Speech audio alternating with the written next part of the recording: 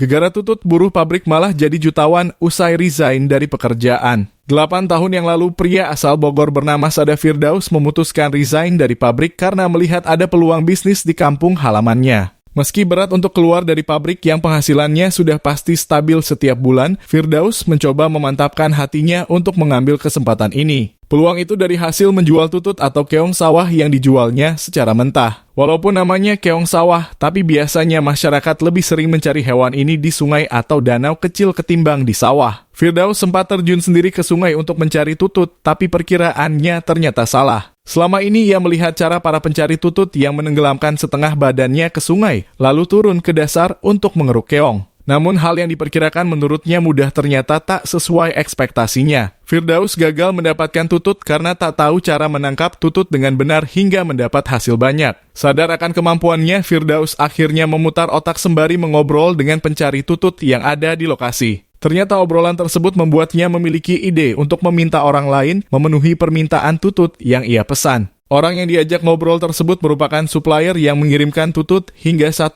kuintal di awal pemesanan. Firdaus kemudian mulai membersihkan tututnya untuk dijual mentahan via online. Untuk tutut yang hanya dibersihkan, ia menjualnya Rp6.500 per kilogram kala itu, sedangkan tutut yang telah dipotong buntutnya sebesar Rp8.000 per kilogram. Kini ia sudah bisa memasok keong sawah ke pedagang-pedagang tutut antara 1-2 ton per bulan. Omset dari hasil menampung tutut dan dipasok kembali ke pedagang kurang lebih mencapai Rp20 juta per bulan. Setelah memiliki karyawan, Firdaus mulai mencari tutut sendiri untuk memangkas biaya operasional. Usaha yang dirintisnya bukan hanya membuatnya bisa memperbaiki ekonomi, tapi warga sekitar yang diberdayakan olehnya. Firdaus juga telah mengembangkan usahanya tak hanya tutut, tapi ada keong air tawar lainnya, seperti remis, kijing, hingga keong mas. Sebagai informasi, tutut atau keong mas dapat diolah jadi makanan lezat yang biasanya disajikan dengan kuah kuning yang pedas. Walaupun penampilannya tak terlihat menarik, tapi kandungan nilai gizinya cukup kaya. Mulai dari protein yang rendah lemak, sangat bagus untuk memperbaiki jaringan sel. Kemudian mengandung kalsium untuk pertumbuhan tulang, dalam 100 gram setidaknya memenuhi 10% kebutuhan kalsium setiap harinya. Lalu ada kandungan zat besi untuk membantu pembentukan arteri dan mencegah anemia. Dalam keong sawah ini ternyata mengandung vitamin A, B, dan C yang bisa memperbaiki sel akibat paparan radikal bebas. Selanjutnya ada kandungan lemak tak jenuh yang dapat mengurangi tingkat kolesterol dan mengandung asam lemak esensial seperti omega 3, serta mengandung mineral seperti fosfor, zinc, dan kalium.